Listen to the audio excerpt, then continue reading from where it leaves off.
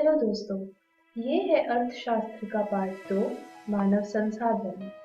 इस वीडियो में हम पढ़ेंगे कि मानव संसाधन का अर्थ क्या है, भौतिक पूंजी और मानवीय पूंजी क्या होती हैं, मानवीय पूंजी निर्माण किसे कहते हैं, जनसंख्या का अर्थ और हमारे देश में शैक्षिक अनुसंधान और उनका विकास।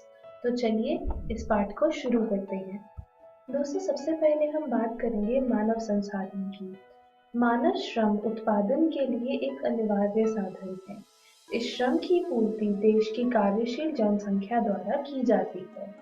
हर देश की सरकार अपने मानव संसाधन में निवेश करती है, जिससे कि उसकी उत्पादन क्षमता बढ़ती है।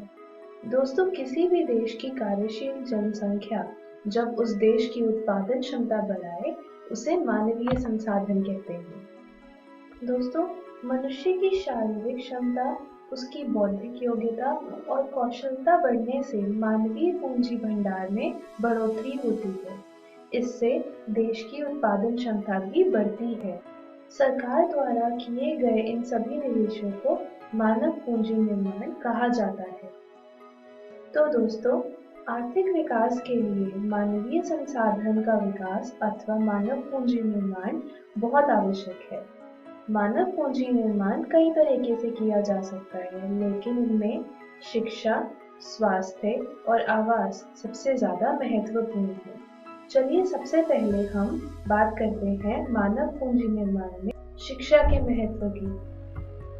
दोस्तों, शिक्षा और प्रशिक्षण मानवीय संसाधन के विकास के लिए बहुत जरूरी है। उचित शिक्षा नागरिकों की सोच, ज्ञान और उनकी क्षमताओं का विकास करती है। इन्हीं के साथ साथ उनकी योग्यता और क्षमता भी बढ़ती है। हर इंसान का शिक्षित होना बहुत जरूरी है, सिर्फ आर्थिक ही नहीं बल्कि सामाजिक और पारिवारिक नजरिए से भी। शिक्षित परिवारों के जो बच्चे होते हैं, उनकी शिक्षा पर जोर दिया जाता है और बहुत अच्छे तरीके से उनका पालन पोषण भी होता है। शिक्षित परिवारों के लोग अपने बच्चों की शिक्षा पे अच्छे तरीके से धन निवेश भी करते हैं, जिसके चलते बड़े होने पर इन बच्चों की उत्पादन क्षमता ज्यादा होती है।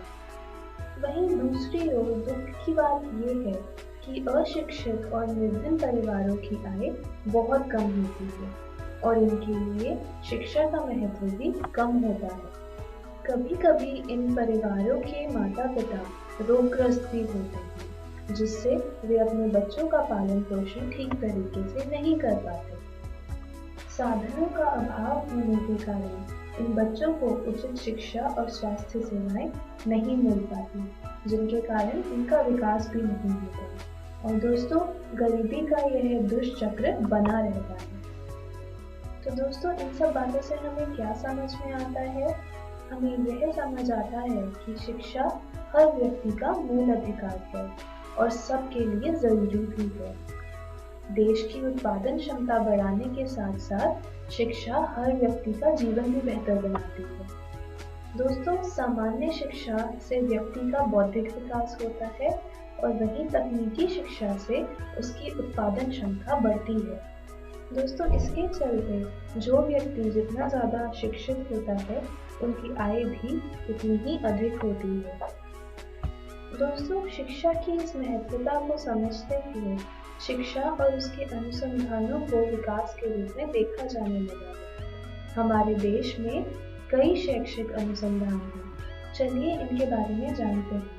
सबसे पहले हम बात करते हैं राष्ट्रीय शैक्षिक अनुसंधान और प्रशिक्षण परिषद की, जिसे अंग्रेजी में national council of educational research and training कहा जाता है। दोस्तों, इसका मुख्य उद्देश्य है स्कूली शिक्षा और अध्यापकों की शिक्षा में सुधार लाना। फिर आता है राज्य शैक्षिक अनुसंधान एवं प्रशिक्षण परिषद, जिसे अंग्रेजी में state council of educational research and training कहा जाता है। यह अनुसंधान राज्य स्तर पर शिक्षा में सुधार लाने का प्रयास करता है। फिर हम बात करते हैं विश्वविद्यालय अनुदान आयोग की। यह संस्था उच्च शिक्षा में समन्वय एवं स्तर निर्धारण का कार्य करती है। दोस्तों इसे अंग्रेजी में यूनिवर्सिटी ग्रांट्स कमीशन कहा जाता है। दोस्तों ऐसे अनुसंधान कृषि के क्षेत्र में भी है। भारतीय कृषि अनुसंधान परिषद, जिसे अंग्रेजी में Indian council of agricultural research कहा जाता है, भारत में कृषि तथा अन्य संबद्ध क्षेत्रों में अनुसंधान और शिक्षा संबंधी गतिविधियों के संचालन का कार्य करता है। फिर हम बात करते हैं भारतीय चिकित्सा अनुसंधान परिषद की, जिसको अंग्रेजी में Indian council of medical research कहा जाता है। चिकित्सा संबंधी देश के अधिकांश अनुसंधान कार्य इसी संस्थान द्वारा किए जाते हैं। आखिर में आता है भारतीय सामाजिक विज्ञान अनुसंधान परिषद, जिसे Indian council of social sciences research कहा जाता है। इसका मुख्य कार्य है सामाजिक विज्ञान के क्षेत्र में शोध करना और इस कार्य में लगे व्यक्तियों और संस्थाओं को परामर्श और अनुदान देना। चलिए दोस्तों, अब हम बात करते हैं मानव पूंजी निर्माण में स्वास्थ्य के महत्व की। दोस्तों, मनुष्य के विकास और उसके सुखी जीवन के लिए उसका स्वस्थ रहना बहुत जरूरी है। हर व्यक्ति की कार्य क्षमता उसके स्वास्थ्य पर निर्भर करती है। एक स्वस्थ व्यक्ति ही उत्पादन कार्यों में भाग ले सकता है। दोस्तों, स्वस्थ रहने के लिए हमें पौष्टिक आहार और अस्पतालों में अच्छी चिकित्सा सुविधाओं की जरूरत है। ये तो हुई बात मानव पूंजी निर्माण में स्वास्थ्य के महत्व की। अब हम बात करते हैं कि मानव पूंजी निर्माण में आवास का क्या महत्व है। दोस्तों, रोटी, कपड़ा और मकान हर मनुष्य की मूल आवश्यकताएं हैं। आवास हमारी सामाजिक संरचना के लिए भी बहुत महत्वपूर्ण है। आवास हमें जलवायु और तीव्र तापमान से सुरक्षा देता है। आवास का संबंध सिर्फ एक मकान से ही नहीं, बल्कि साफ सुथरे वर्ण, वायु, सुरक्षित पेयजल और अच्छे पड़ोस से भी है। मनुष्य के जन्म और उसके पालन पोषण की व्यवस्था भी आवास से सुनिश्चित होती है। इस प्रकार आवास की व्यवस्था मानवीय संसाधनों के विकास में सहायक होती है। मनुष्य की कार्य क्षमता और उसकी उत्पादकता बढ़ाने के लिए आवास का एक न्यूनतम स्तर अत्यंत आवश्यक है। दोस्तों, मानव संसाधन और मानव पूंजी निर्माण के बारे में पढ़ने के बाद क्या आप जानते हैं कि हमारे देश में मानव पूंजी निर्माण की स्थिति कैसी है? दोस्तों, भारत में मानव पूंजी निर्माण की स्थिति संतोषजनक बिल्कुल भी नहीं है। हमारी जनसंख्या का एक बहुत बड़ा भाग गांव में निवास करता है। ज्यादातर ग्रामीण परिवारों की आय बहुत ही कम होती है, जिसके कारण माता पिता अपने बच्चों की शिक्षा में निवेश नहीं कर पाते।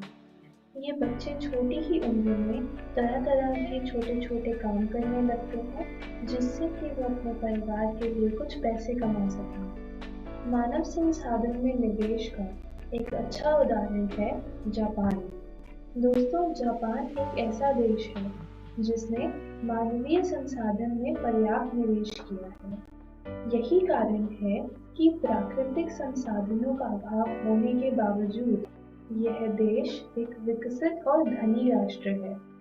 जहां जापान अपने घरेलू उत्पाद यानी कि ग्रॉस डोमेस्टिक प्रोडक्ट का 3% से भी अधिक अनुसंधान और विकास पर व्यय करता है, भारत में यह प्रतिशत 1 से भी कम है। दोस्तों, ये तो बात हुई मानव संसाधन और मानव पूंजी निर्माण के बारे में। अब हम बात करते हैं पूंजी के बारे में। दोस्तों, जैसे हमने मानव पूंजी के बारे में पढ़ा, वैसे ही पूंजी, जिसे अंग्रेजी में हम कैपिटल कहते हैं, उसके कई प्रकार होते हैं। तो अब हम बात करते हैं भौतिक पूंजी की। क्या आप जानते हैं भौतिक पूंजी क्या होती है? चलिए मैं बताती हूँ। जब हम कल कारखानों मशीन, उपकरणों आदि में पूंजी का निवेश करते हैं तो हम इसे भौतिक पूंजी निवेश कहते हैं और इस निवेश से भौतिक पूंजी निर्माण होता है। वहीं दूसरी ओर, जैसा कि अभी तक हमने पढ़ा, मानवीय पूंजी निवेश वह प्रक्रिया है जिससे विशेष योग्यता, क्षमता और अनुभव प्राप्त व्यक्तियों की संख्या में वृद्धि की जाती है। इसे हम मानवीय पूंजी निर्माण कहते हैं। दोस्तों, दोनों भौतिक पूंजी और मानवीय पूंजी कुल राष्ट्रीय उत्पाद का हिस्सा है। कुल राष्ट्रीय उत्पाद को हम अंग्रेजी में ग्रॉस नेशनल प्रोडक्ट कहते हैं। दोस्तों, अब हम बात करेंगे कि भौतिक पूंजी और मानवीय पूंजी में क्या अंतर है। तो दोस्तों, सबसे पहला अंतर यह है कि भौतिक पूंजी उत्पादन का एक निष्क्रिय साधन है। इसके विपरीत मानवीय पूंजी सक्रिय होती है, जो भौतिक पूंजी को उत्पादन के योग्य बनाती है। दोस्तों, भौतिक पूंजी के क्रेता उसके स्वामी हो जाते हैं, लेकिन मानवीय पूंजी को उनके स्वामी से पृथक नहीं किया जा सकता। तीसरा अंतर है कि भौतिक और मानवीय पूंजी दोनों ही उत्पादन के गतिशील साधन तो हैं, लेकिन मानवीय पूंजी के समान भौतिक पूंजी की अपनी कोई इच्छा नहीं होती। वहीं मनुष्यों की अपनी इच्छाएं भी होती हैं, जिसके चलते भौतिक पूंजी मानवीय पूंजी से ज्यादा गतिशील मानी जाती है। अगला अंतर है कि भौतिक पूंजी उत्पादन का एक निर्जीव साधन है। उत्पादक अपनी इच्छा अनुसार उसे काम में ला सकता है, लेकिन मनुष्य यानी कि मानवीय पूंजी एक सजीव साधन है। उसके कार्य पर मानवीय भावनाओं का प्रभाव पड़ता है। इन दोनों के बीच आखिरी अंतर यह है कि भौतिक पूंजी नाशवान होती है और प्रयोग के कारण इसका क्षय होता है, लेकिन दूसरी ओर मानवीय पूंजी को उचित भोजन, आवास, शिक्षा और प्रशिक्षण द्वारा कार्यशील बनाया जा सकता है। चलिए दोस्तों, अब बात करते हैं जनसंख्या की। किसी भी देश में रहने वाले लोगों की कुल संख्या को जनसंख्या कहा जाता है। देश का आर्थिक जीवन और उसका विकास बहुत अंशों में जनसंख्या के आकार और उसकी रचना पर निर्भर करता है। दोस्तों, एक देश के लिए किसी दिए हुए समय और परिस्थितियों में जनसंख्या की एक अनुकूलतम मात्रा होती है। इस जनसंख्या की मात्रा रहने पर देश के साधनों का समुचित उपयोग होता है और प्रति व्यक्ति आय अधिक से अधिक होती है। जनसंख्या की इस मात्रा को आदर्श जनसंख्या कहते हैं, लेकिन जनसंख्या में इस मात्रा से ज्यादा वृद्धि होने पर साधनों का अभाव हो जाता है और कई तरीके की परेशानियां निकल कर आती हैं। दोस्तों, हमारे देश भारत की जनसंख्या बहुत ही विशाल है और इसका वृद्धि दर अपेक्षाकृत बहुत ही अधिक है। इसलिए वर्तमान में भारत जनसंख्या विस्फोट की स्थिति में है। चलिए देखते हैं इस बढ़ती जनसंख्या के क्या-क्या दुष्परिणाम हैं। सबसे पहला परिणाम है कि बढ़ती जनसंख्या के कारण खाद्य पदार्थों और संसाधनों की मांग बढ़ जाती है, जिसके कारण इनका अभाव हो जाता है। भूमि पर जनभार बढ़ जाने के कारण कृषि उत्पादन पर भी प्रतिकूल प्रभाव पड़ता है। इसके साथ बेरोजगारी की समस्या में भी बढ़ोतरी होती है। देश में मौजूद शिक्षा, स्वास्थ्य और आवास सुविधाओं में भी कमी हो जाती है। चलिए दोस्तों, आज के इस बात में बस इतना ही। मैं आशा करती हूँ कि आपको सब कुछ समझ आया होगा। चलिए एक नजर डालते हैं आज हमने क्या क्या सीखा। हमने जाना कि मानव संसाधन क्या है, मानव पूंजी निर्माण किसे कहते हैं, मानवीय पूंजी निर्माण और भौतिक पूंजी निर्माण क्या होते हैं, और हमने इनके बीच के अंतर भी जाने हैं। जनसंख्या का मतलब क्या है और बढ़ती जनसंख्या का क्या प्रभाव है। दोस्तों, आप घर जाकर अपनी अर्थशास्त्र की पुस्तक अर्थशास्त्र में से पाठ 2 मानव संसाधन जरूर पढ़िएगा। अगले वीडियो में हम बात करेंगे कि बिहार में